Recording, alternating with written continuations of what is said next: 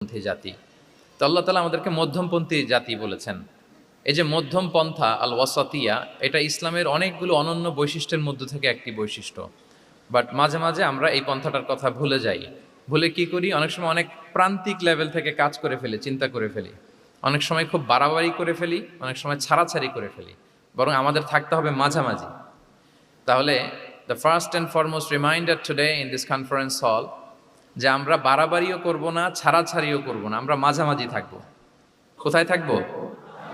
জি, মাঝামাঝি। আল ওয়াসাতিয়া, যেটা শ্রেষ্ঠ এবং যেই মেথোডলজির কথা কোরআন আমাদেরকে জানিয়েছে।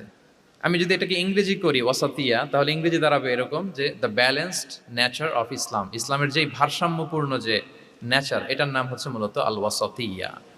আপনি যদি খেয়াল করে দেখেন যে কিভাবে আমরা অন্যান্য জাতিগোষ্ঠীর তুলনায় মধ্যমপন্থী জাতি, তাহলে দেখবেন যে আমরা যদি সাইয়েদনা